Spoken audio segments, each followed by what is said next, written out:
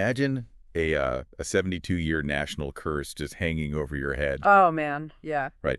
And then picture 120 minutes of just suffocating, oxygen-deprived tactical warfare inside this sweltering stadium where, the air conditioning basically just gave up A total nightmare scenario. completely. And then envision a penalty shootout where both teams are carrying the ghost of having literally never won one in their entire histories. Right. The pressure is just unimaginable. Exactly. Now look at the scoreboard for this game. It says 0-0.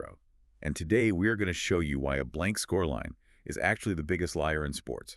It really is. I mean, it's the absolute definition of a match where the box score tells you precisely nothing about the actual story. Yeah. What happened between Switzerland and Colombia in that 2026 FIFA World Cup round of 16 was it was a psychological thriller from the very first whistle to the final penalty kick. So today our mission for you is to unpack exactly how a goalless draw delivered some of the highest, most agonizing drama of the entire tournament. We really need to look past that. Yeah, we're taking a deep dive past that deceivingly blank scoreline to reveal the intense tactical battles, the entirely broken game plans, and the emotional roller coaster these two nations endured to finally get a result.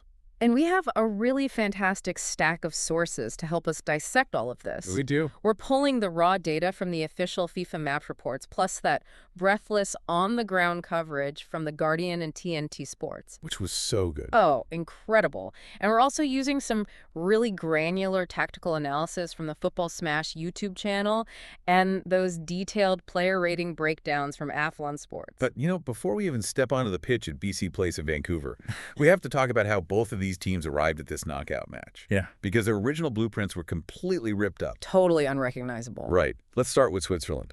Just 24 hours before kickoff, they suffered this devastating blow. Yeah. Their breakout star, their leading scorer, Johan Ranzambi, injured his knee in training. Which is just a catastrophic loss for Murat Yakin's side. I mean, Manzambi wasn't just a player. Right. He was literally the structural foundation of their entire attacking strategy. Like, all their tactical preparations leading up to this match were built with him as the focal point. It's like studying for months for a final exam, right? Yeah. You prep everything, and then you sit down at the desk and realize the professor just completely changed the subject on you. That is exactly what it felt like. Yakin didn't just lose a guy, he lost the structural integrity of his entire formation. So everyone else suddenly had to shift their weight to compensate. Mm-hmm. But how does that actually manifest on the field? Like, if I'm watching this at home, what am I seeing change? You're seeing the passing lanes completely disappear. Oh, really? Yeah, normally the Swiss midfield, specifically Granit Xhaka, relies on Manzambi acting as a traditional target man. Right, he's a big physical presence. Exactly. He pushes high up the pitch, physically pins the opposition center backs down, and acts as like a backboard. The midfield plays the ball up to him, he holds it up with his back to the goal, and that gives the wingers time to sprint forward. Into the empty channels he just created. Precisely. But without him, Kanka's looking up and seeing this flat Colombian defensive line with nobody dragging them out of position. Because the threat just isn't there anymore. Right. The Swiss completely lost their cutting edge, which forced them to just rely heavily on deep defensive solidity and, hoping for an opportunistic counterattack. So the Swiss are basically scrambling to rebuild their whole system on the fly. But Colombia arrived at this match fundamentally changed as well, didn't they? They did. And their reinvention stems back to a friendly match in March against France. Yeah, Colombia took a really harsh 3-1 beating from France's reserves in that March window. Just a reserve. Exactly. On paper, you'd say it was just a friendly, but tactically, it was a seismic event. The margin of defeat felt so much heavier than 3-1 because the French midfield just absolutely overran them. It forced the Colombian coach, Nestor Lorenzo, into this massive, urgent rethink of his entire system. And that rethink centered entirely around their talisman, right? Yeah. James Rodriguez. Yes, entirely. Because for a decade, Colombia's system was basically just give the ball to James and pray he does something magical. Pretty much, but Lorenzo stopped doing that. Well, I mean, he had to, right? Yeah, Lorenzo realized that playing James as a traditional luxury number 10, especially alongside a central striker like Luis Diaz, it just left the team fatally vulnerable on defense. To translate that for our listeners who might not be huge tactical nerds, a luxury number 10 is basically the guy who is given permission to just hover around waiting to do something brilliant on offense while flat out refusing to do the dirty work of running back to play defense, right? That is the perfect definition. You have this incredibly creative player who operates behind the strikers, but when the other team gets the ball, he just stays up high. Right. That means you constantly have too many players ahead of the ball. Opponents, like France did in that friendly, will just pass right through your midfield because you are literally a man down in the defensive phase. So Lorenzo makes this radical shift. He stops allowing the team structure to be held hostage by their veteran stars' defensive limitations. Exactly. He demanded James put in heavy defensive shifts, tracking back, filling space, actually tackling. And crucially, Lorenzo is no longer letting James finish games. Right. In this match against Switzerland, he pulled him off in the 66th minute for Juan Quintero. And I have to push back on this strategy a little bit. Oh, really? Yeah, I mean, you don't take the keys away from your best driver in a thunderstorm. James is the only guy who can really unlock a stubbornly deep defense. Well, Isn't subbing off a national legend at the hour mark of a World Cup knockout game? I mean, isn't that disrespectful? Or at least a massive gamble that almost cost Colombia the match? I see where you're coming from. Because if they lose, Lorenzo's getting crucified for that decision. He absolutely would be crucified, yeah. Yeah. It is a massive gamble, but it's one born out of purely physiological reality. Okay, how so? James simply does not have the legs to press aggressively for 90 minutes, let alone 120 at this stage in his career. That's true. By asking him to work twice as hard defensively while he is on the pitch, Lorenzo is squeezing maximum two-way value out of him, even if it sacrifices some of his late-game offensive sparkle. Oh, I get it. Replacing him with Quintero at the 66-minute mark injected much-needed fresh legs into that midfield to maintain the defensive structure while still offering a creative outlet. At the World Cup, clinging to nostalgia will just get you on the first flight home. That's a really fair point. Yeah. But the piece of the puzzle that makes this whole system actually function, though, is a player the tactical analysts at Football Smash are calling the Joker in the pack, John Arias. Oh, Arias. He is the mechanical linchpin of Colombia's entire setup. Yeah. His versatility is just astonishing. In this specific match, he filled 3 completely different roles depending on the phase of play. 3 roles. That's insane. It really is. He started on the left side of a highly disciplined midfield 3. The entire purpose of his positioning there was to provide defensive cover so that their main attacking threat, Luis Diaz, had a completely free role to roam anywhere he wanted.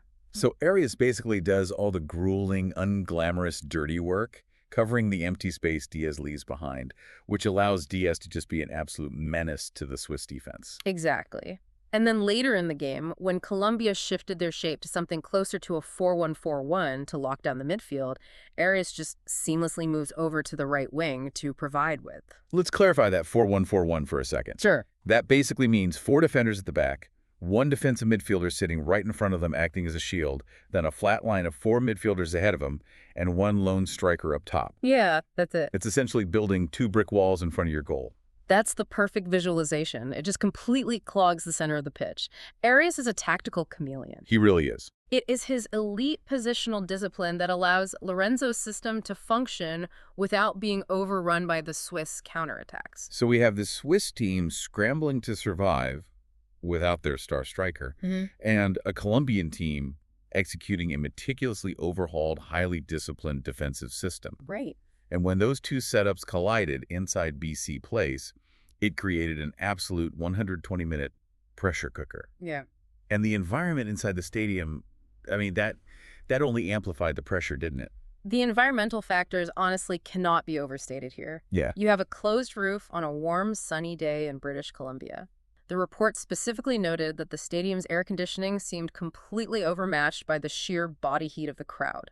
Which is wild to think about. It created this thick, suffocating humidity down on the pitch. You could see it on the players. Plus, it sounded entirely like a home game for Colombia. Oh, absolutely. The stadium was packed with 52,497 fans, creating this massive, roaring sea of yellow. The Guardian described the atmosphere as fantastically raucous, pointing out that the Colombian traveling army has become this, massive, intimidating force in world football. It's incredible to witness. Yeah, every single time a Swiss player touched the ball, they were met with deafening jeers. It was a hostile, just grueling environment. Yet, Despite the 0-0 scoreline, regular time was punctuated by these moments of sheer, heart-stopping panic for both defenses. Totally. Like at the 21st minute, Colombia's Gustavo Puerta hit this curling, dipping effort from the edge of the box that looked absolutely destined for the top corner. Oh, I remember that. And out of nowhere, Gregor Kobel, the Swiss goalkeeper, just launches into this flying, acrobatic save to tip it away. And then Colombia's keeper, Camilo Vargas, was matching him save for save on the other end. He really was. Right around the 30-minute mark, Vargas had to make a spectacular diving stop against Fabian Rader's left-footed volley. And then minutes later, he completely stonewalls Dan and Doy. Both goalkeepers were just operating on razor-sharp instincts. But as the game dragged on into extra time, the heat, the humidity, and the sheer physical toll of executing those complex tactical plans started to really show. The fatigue was setting in. Exactly. This is where you see how heat physically degrades a player's tactical discipline. The brain gets foggy, the legs fill with lactic acid and feel like lead. Yeah. The margins got terrifyingly thin. In the 98th minute, Colombia's Jean Lucumi got his head onto a pinpoint corner kick from Quintero and just absolutely rattled the crossbar. Literally half an inch lower and the game is over right there. Yep. And then the ultimate heartbreak almost materialized in the 116th minute. Granit Xhaka, the veteran Swiss captain, a player renowned for his incredible composure, makes a totally uncharacteristic, baffling error. It was shocking. He plays this sloppy, lazy pass out of the back, straight into the path of Colombian substitute Jaminton Campas. Campas is one-on-one with the keeper, just 10 yards out. The goal is gaping wide. Gaping wide, and he just leans back and blazes it over the crossbar into the stands. It was a stunning, inexplicable miss, and Nestor Lorenzo defended the match afterward, calling it a tight tactical affair. No. But when chances like that are squandered from 10 yards out, tactics just go out the window. And that brings up a massive question for me. Because the traditional narrative from managers after a scoreless draw is to spin it as a, quote, tactical masterclass of defensive organization. Right. They always say that. Yakin claimed the match went exactly to plan. Lorenzo praised the defensive solidity. But watching professional players sky the ball into the 20th row from 10 yards out in the 116th minute, Yeah. I have to ask you, was this actually a defensive masterclass? Or was it just two exhausted teams absolutely freezing under the immense pressure of the World Cup, just showcasing incredibly poor finishing? It's a really compelling distinction to make, and honestly, the reality is a collision of both. Okay, how so? Well, the tactical setups were genuinely masterful in how they neutralized the primary threats for the first 90 minutes. Switzerland successfully built a cage around Luis Diaz. Colombia's midfield block entirely frustrated the Swiss ball progression. So that part is the masterclass. Exactly. That part is the masterclass. But that miss from Campas in the 116th minute, that is pure, unadulterated human fatigue. Wow. By that point in extra time, players are operating with oxygen-depleted brains. Campas leaning back and skying that shot isn't a failure of Lorenzo's tactics. It's a failure of physiology. The kinetic chain of his body broke down because his legs were just totally dead. And because 120 minutes wasn't enough to separate them, the match descended into the cruelest tiebreaker in sports. The penalty shootout. Right. The psychological weight hanging over both of these squads as they gathered in the center circle was just crushing. Like we said earlier, neither Switzerland nor Colombia had ever, in the history of their federations, won a penalty shootout at a World Cup. Never. The ghosts of decades of past failures were standing right there on the pitch with them. The tension was physically unbearable, even just watching through the television screen. Oh. And it started terribly for the Swiss. We did. Manuel Akanji, a guy who plays at the absolute highest level in Europe from Manchester City, takes a stuttering run-up and just blasts his penalty wildly over the bar into the crowd.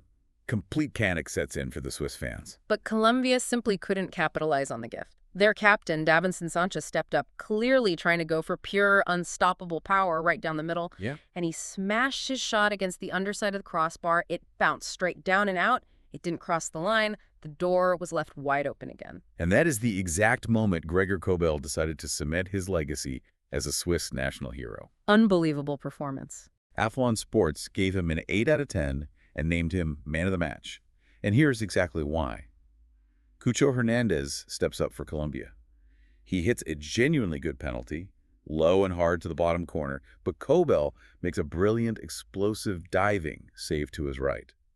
Yakin called Kobel a powerhouse after the game, specifically noting that he doesn't take unnecessary risks and thrives on finding his rhythm as the pressure mounts. He definitely found it. That single save changed the entire psychological momentum of the shootout. It put all the belief squarely into the Swiss camp. I want to dig into the anatomy of a shootout save like that for a second. We always hear these cliches about goalies guessing right or having a high noon staring contest with the striker. Right, like a mind game. Exactly. But in a high-stakes moment like that save against Hernandez, how much of a goalkeeper's success is meticulous video scouting? Knowing where a guy shot his last 5 penalties versus pure, raw physical instinct. At the World Cup level, video scouting is the foundation, absolutely. But biomechanics dictate the execution. The mechanics. Yeah. Every goalkeeper goes into a shootout with an iPad or notes taped to their water bottle outlining the opposition's tendencies. Kobel knew Cucho Hernandez prefers to go low to the keeper's right in high-pressure situations, Okay. but knowing it and physically reaching it are two very different things. A truly elite goalkeeper isn't actually looking at the ball during the run-up. Wait, really? They aren't watching the ball? No, they are watching the striker's non-kicking foot, the plant foot. Oh, wow. It's all about the kinetic chain of the human body. If the toe of that planted foot points wide, the striker's hips are physically forced to open up, which means the ball is 90% likely to go to the keeper's left. That makes so much sense. Kobel trusted his scouting report on Hernandez, yes, but his genius was doing these geometric calculations based on the angle of Hernandez's ankle bone in a fraction of a millisecond, and then using his raw athleticism to explode off the goal line. That is just fascinating. He's essentially reading the physics of the shooter's body before the foot even connects with the ball. Exactly. And that incredible save set the stage for the decider. Ruben Vargas steps up for Switzerland. What's absolutely crazy about this is that after the game, Vargas admitted to the press he wasn't even sure he was physically fit to play in this match. I saw that. He said the medical staff just, quote, somehow managed to give it a try. So here's a guy who probably shouldn't even be walking on that pitch, stepping up to confidently slot home the winning penalty. 4-3 to Switzerland. The 72-year curse is officially broken. The contrast in human emotion at that exact second is precisely why we watch sports. You have the Swiss players racing away in absolute unbridled elation, dancing in front of their small pocket of supporters, and then simultaneously the entire Colombian squad just collapses onto the grass in utter silent despair. Let's look at the aftermath of this result, starting with the Swiss. This was a monumental hurdle cleared for them. Oh, massive. They had suffered 3 consecutive heartbreaking exits in the round of 16 at previous tournaments. This victory sends them to their first World Cup quarterfinal since 1954. 1954. It is quite literally a generational achievement. Granit Xhaka, the captain who nearly cost them the entire tournament with that sloppy mistake in extra time. Right, the bad pass. Yeah, he gave a very powerful reflection to the media afterwards. He stated that this current generation of players is special, and they are trying to pass on a specific mentality. He said, quote, even as a small nation, anything is possible at this level in elite football. And on the other side, the heartbreak for Colombia is just palpable. They brought so much joy to the tournament, incredible tactical intrigue with Lorenzo's system, and, those phenomenally passionate fans. They were a highlight of the tournament, for sure. Coach Lorenzo remained completely stoic in the press conference, though. He fiercely defended his players, saying they were amazing and there was absolutely nothing to reproach them for. He summed up the cruelty of the sport bluntly. Sometimes you score, sometimes you don't. Which is the brutal, harsh reality of knockout football. The Colombian forward, Luis Suarez, practically pleaded with the fans and the media back home not to view this exit as a failure. Right. He said he felt the squad was destined for better things and sincerely hopes this tournament serves as a major turning point for the nation's footballing program.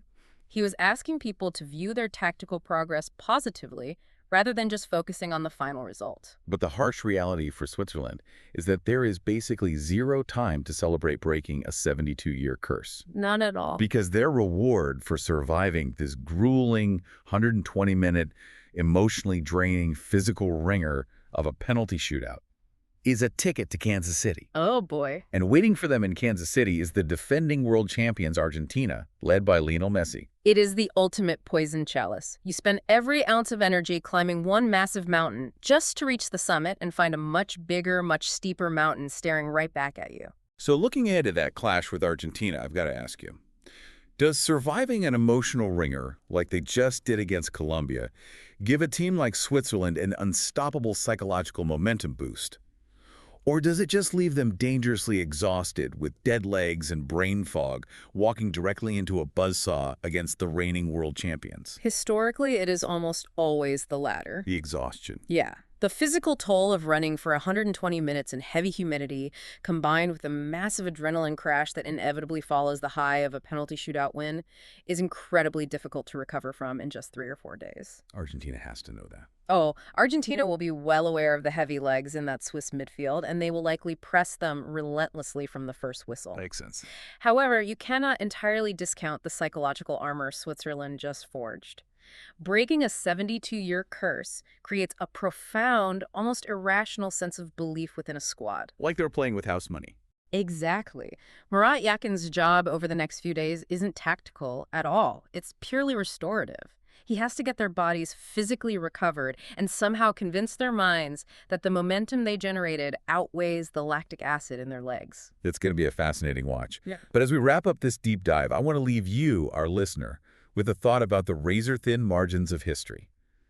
We talked about that 116th minute chance for Colombia. Oh, man. Jementin Campes, 10 yards out, dead center, skying the ball over the crossbar into the crowd. It really is the defining moment of the entire match, and perhaps Colombia's entire tournament in retrospect. Just think about this. If Campes's foot is angled just a fraction of an inch differently, if his plant foot is half an inch further forward, if that ball flies just a few inches lower and grazes under the crossbar instead of sailing over it, the entire narrative of this World Cup flips completely upside down. If that shot goes in, Nestor Lorenzo is hailed globally as a tactical deity for his perfectly timed substitutions. Colombia marches on as legitimate tournament favorites. And the Swiss, they go home early again, branded by their media as failures who choked under pressure in the round of 16 for a 4th straight time. Every piece of tactical analysis we just discussed, the post-match player ratings, the legacy of Granit Xhaka as a national leader, all of it is completely rewritten by the physical trajectory of one single exhausted shot. It really makes you ponder just how much of a team's legacy, and perhaps how much of our own lives, isn't actually dictated by brilliant strategy or meticulous planning, but by inches of pure, unpredictable luck. A 0-0 draw is never just a 0-0 draw. It never is. Thank you so much for joining us on this deep dive into the tactical chess match and the penalty drama of Switzerland versus Colombia. We hope we gave you a totally new lens through which to view the beautiful game and the invisible mechanics happening right in front of you. Keep exploring, keep looking past the surface of the scoreline, and keep questioning the world around you. We'll catch you on the next deep dive.